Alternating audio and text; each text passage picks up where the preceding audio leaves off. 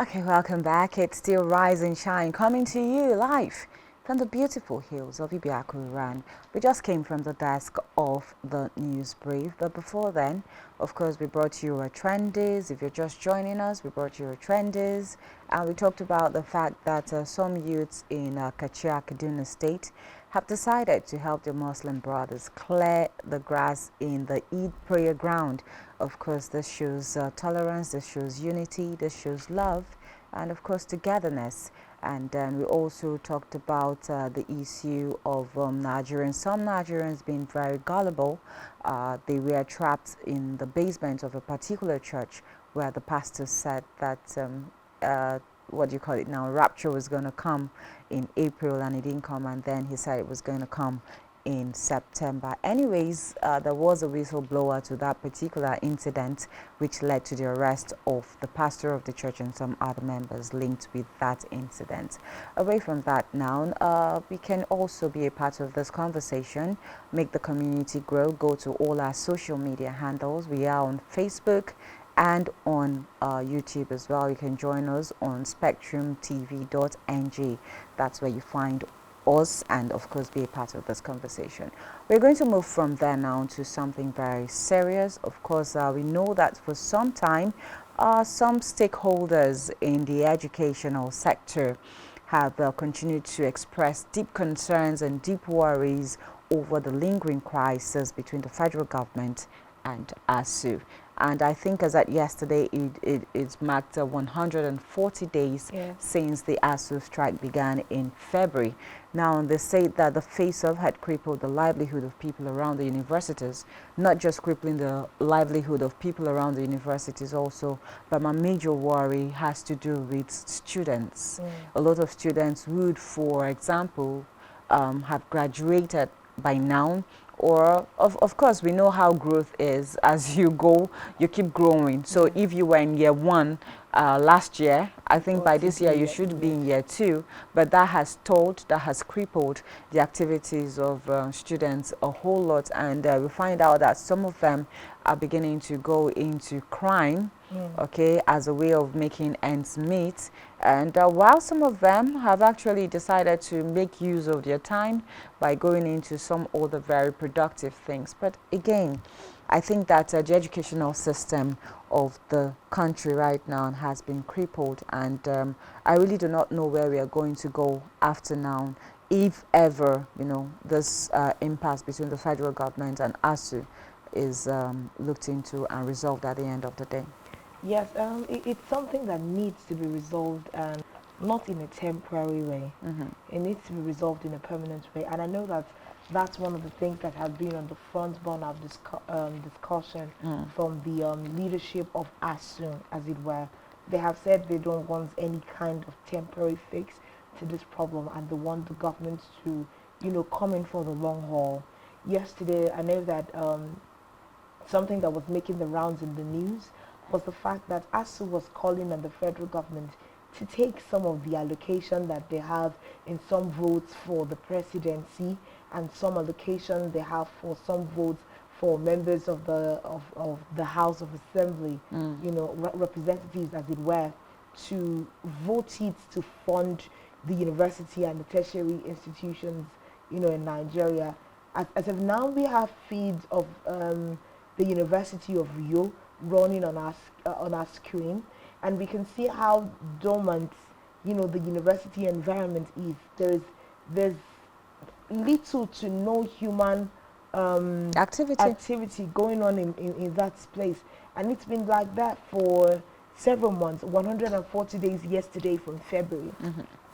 And you can see that, just like we said, it's not just the students and the lecturers who are affected by the fact that the school is not in session. These are business, you know, sports all over the place that have been closed down. So how do you expect that these people who found a source of livelihood by selling one thing or the other on campus or around the campus are faring at the time? And I also keep thinking, even the lecturers that have been out of work for a couple of months, what are they doing? How are they feeding their families? How are they surviving?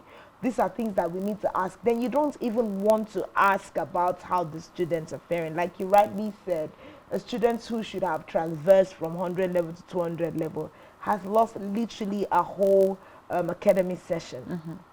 You know, because I mean, we are heading to losing 2 semesters already, so an entire school year is lost. So people who are supposed to have graduated in school from school this 2022 are looking at 2023, hopefully, if all of this has been sorted. So it's a really deplorable state that we find our schools. And like rightly said, you know, some columns of news and conversations have said it rightly. Some of the children of our leaders are nowhere close to these tertiary institutions. Some of them are in private schools, some of them even school abroad. They have alternative for their education. And it further goes to show that in as much as we keep seeing the disparity in our educational system, it keeps flowing into the work environment, because you're going to have people, students who should have graduated at the same time, had the same quality of education. By the time they are trained into the labor market and into the workforce, we keep experiencing the disparity, you know, amongst them, because you're going to see the children that went to the private school, the people that schooled abroad, and all of that, and then the preferences that they seem to have in the job market, and all of those things. It's not putting our school system in a very good place. It's not really, and I begin to wonder where we are going to go at the end of this impasse between the federal government and ASUU. I know that in 2020, aside from the what do you call it now, the COVID-19 that came into That also Nigeria, took parts, you know, there was also a strike that lasted about 9 months. So even when the borders were open and activities could continue, ASUU was still on strike. And I know how, there was this rush at the point where ASUU called off the strike in 2020 now, so it was rush for even students of some tertiary institutions, and I don't know how they grappled with that, but it really does have a ripple effect. Now, talking about productivity of people, I think that some time ago I saw, or recently rather, I saw an advert.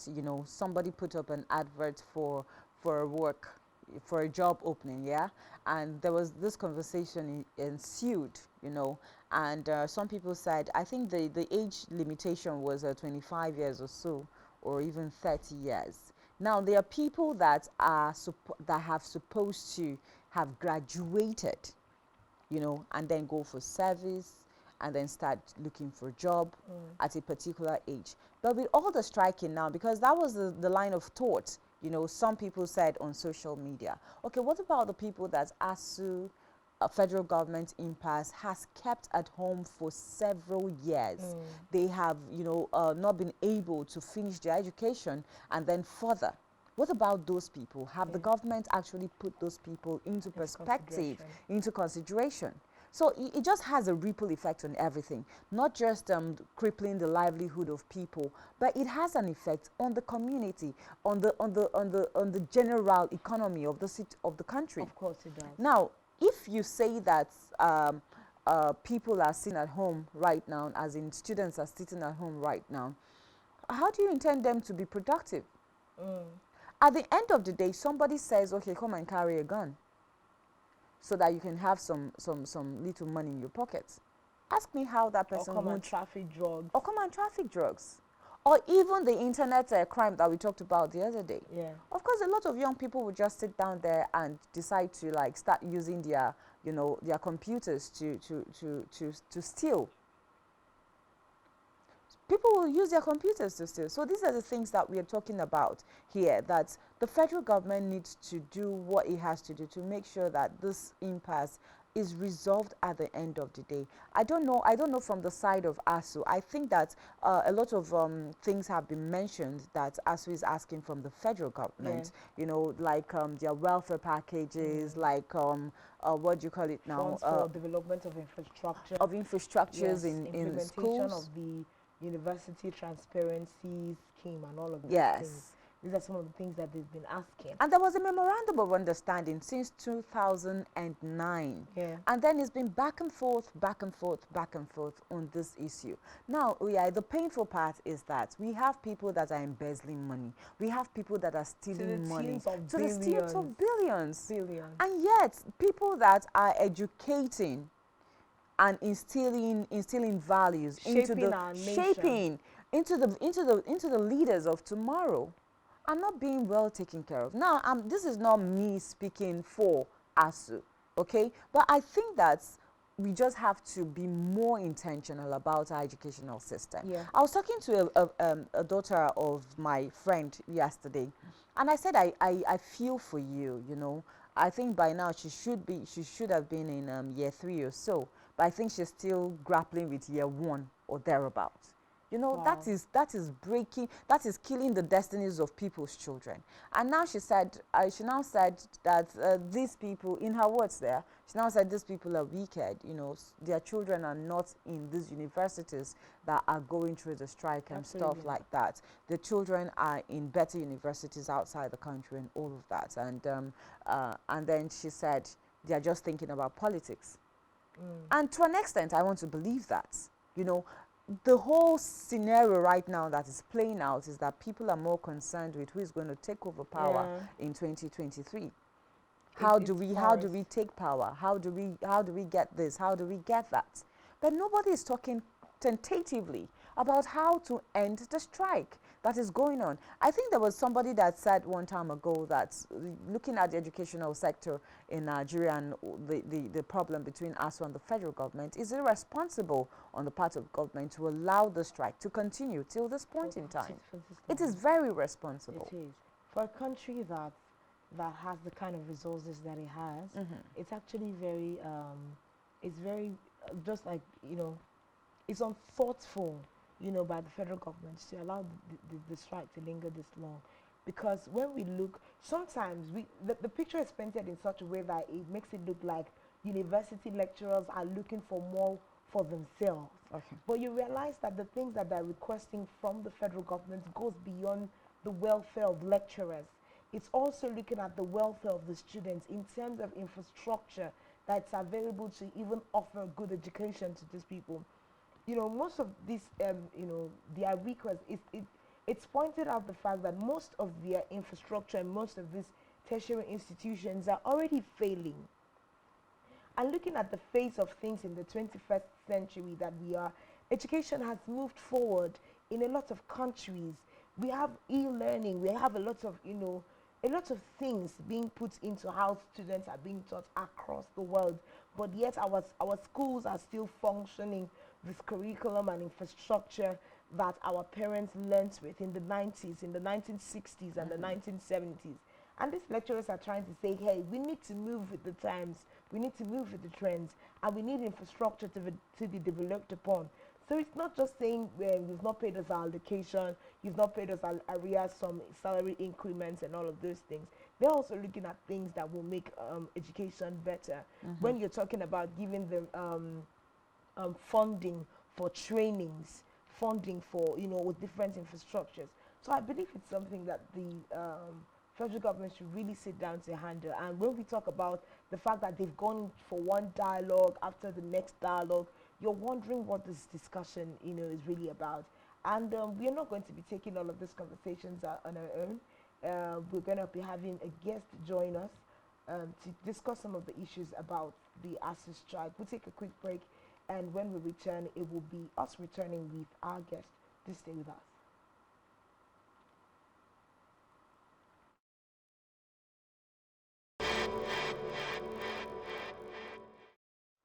Fantastic. Welcome back from that particular break there. It's still Rise and Shine, and we were talking about the impasse between the ASUU and federal government as well, that has lasted since February to today, 141 days. Aside from the over 9 month strike that happened in 2020, Anyways, so many conversations has been on the front burner, so many dialogues happening. I remember the vice president also saying that they needed to wade into the matter. NLC is also saying that, look, if this impasse is not resolved, we are going to go on a protest. Yeah. And I also remember that several students' body have actually protested. Some did here. NANS, protested in Uyo, and several other protests ongoing that has happened, just for the federal government to wade into the matter and look at exactly what the issue is and try to resolve the problem between the federal government and ASUU. Anyways, joining us on set via phone is Dr. Samuel Ogumbi, who is from the Finance and Banking Department of the University of Port Harcourt. Doctor, if you can hear me, good morning and welcome to the show. Thank you very much. Good morning. Hello, doctor. Yeah. Good morning, doctor. We can hear you Good loud morning. and clear. Good to have you here, sir. Thank you very much. Okay, well, we'll just be having conversations around the development of the strike, which has lasted 140 days. And would like to ask, from your end as the part of the ASI community, what would you say is the body language of the federal government with regards to bringing a resolve to this long-lasting strike? Okay, thank you very much. I think the federal government, they are, as usual, they will always be slow to accept or to agree to anything that ASU is asking.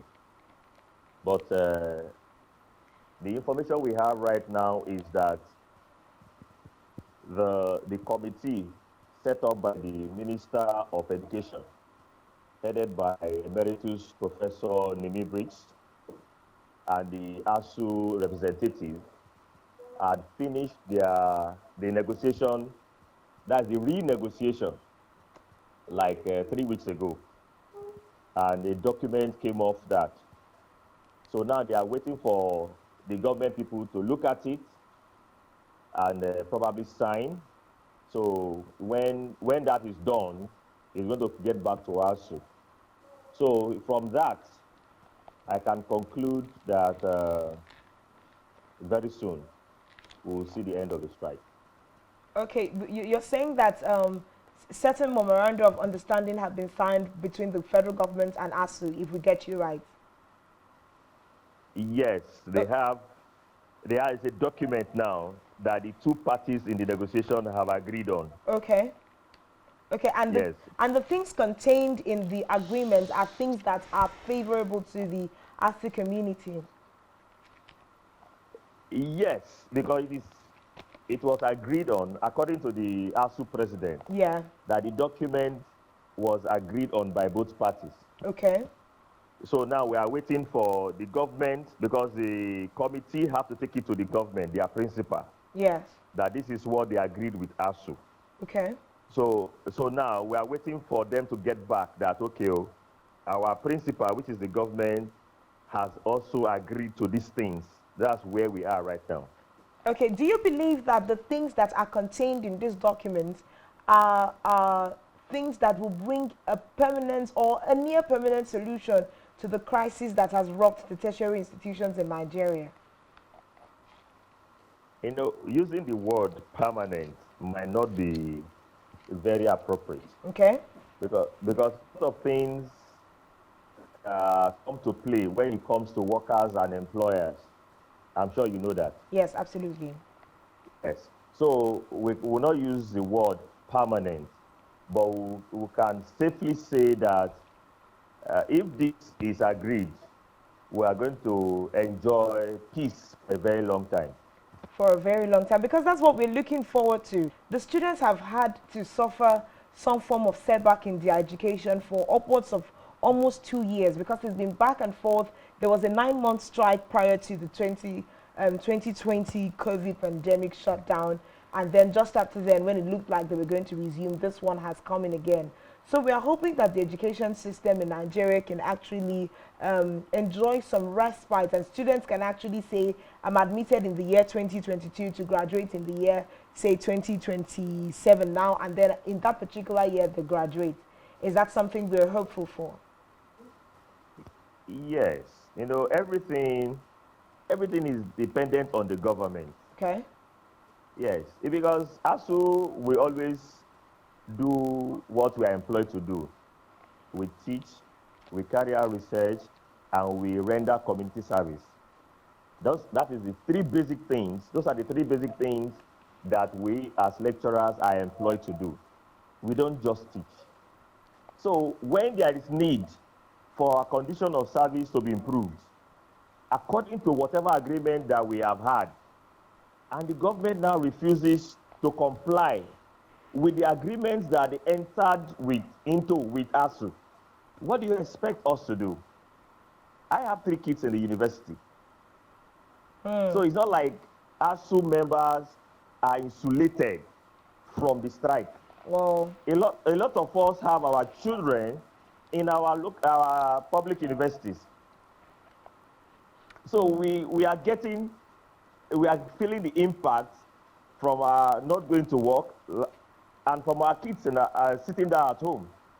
wow. Okay, Dr. The, Ogumbi, I yes. also want to find out, there's been like a memorandum of understanding between the federal government and ASU.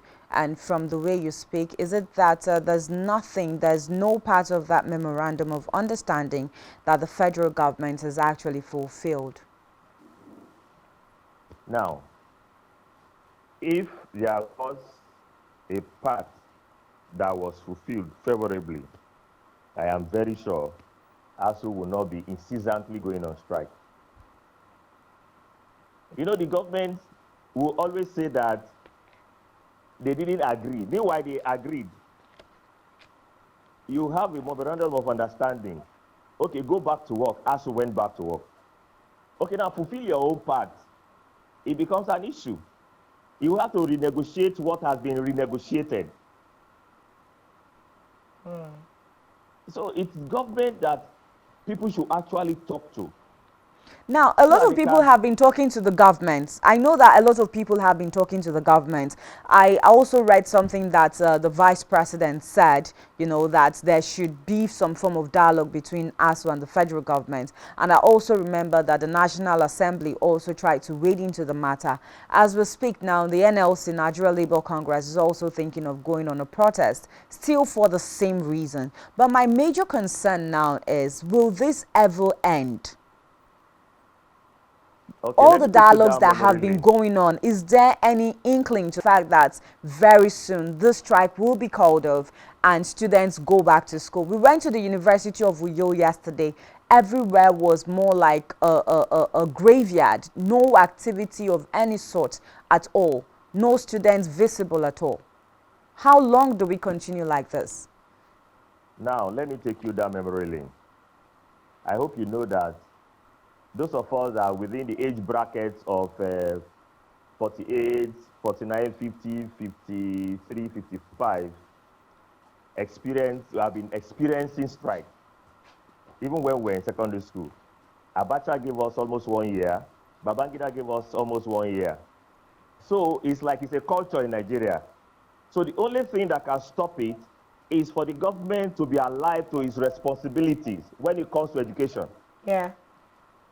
If you can't be working, now you go to classrooms, we have a classroom that's supposed to take like 20 students. You have 200 students there. Is it ASU that will build it? Government is refusing to build it. So ASU is now asking, because you employers are regularly saying that our graduates are unemployable. At the end of the day, they blame the lecturer because they say that there is no bad student, but a bad teacher. So when the condition is not right, the blame comes back to ASU. So ASU is now asking that the government should do what is right, revitalize, improve the learning environment and learning condition. Yeah. So, Then you can Yeah. Doctor, I was going to come to that question so that you just, flow in that line of thought. With the memorandum of understanding that is currently being signed, I was going to come to the fact that I know that ASUU was not just frontiering for the welfare of lecturers, as it were, but they're also biting for improved infrastructure and other funds to aid research and all of that in these institutions. So I'm asking, what is currently being under agreement, what they want to sign, the documents to be signed, is it covering the finance and the fundings necessary to improve upon the current infrastructure in our tertiary institutions? And when are we looking at implementation of these things? One thing is to sign, another thing is for these things to become effective.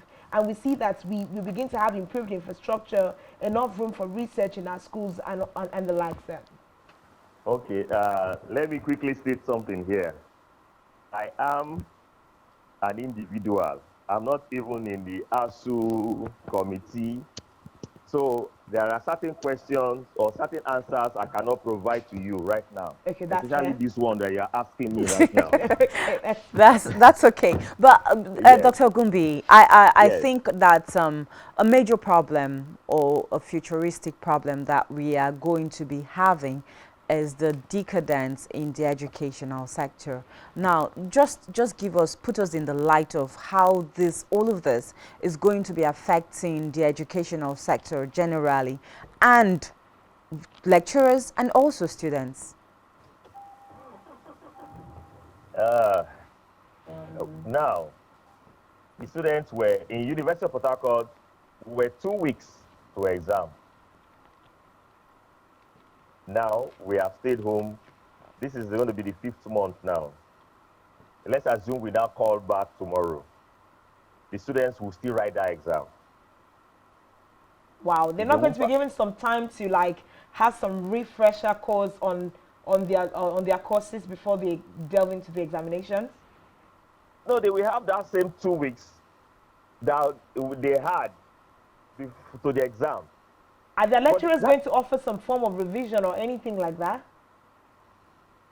2 weeks is there for this. Usually we take 1 week for revision. Okay. So if we resume now, we'll take back that 2 weeks. They use the 2 weeks to for review. But the thing is, these children are already disoriented. A lot Absolutely. of them, a lot of them are working. They are doing one work or the other, one manual job or the other. A lot of them had planned their lives. But right now, there are so many things that is affecting them. So when they come back, I'm just praying to God that they will still be in the mood to be able to write exam. Wow. Then those of us that are are lecturers, do you realize that the government refused stop our salary immediately? Yes, I know that the Minister of Labor and Productivity actually said it, that more like no work, no pay.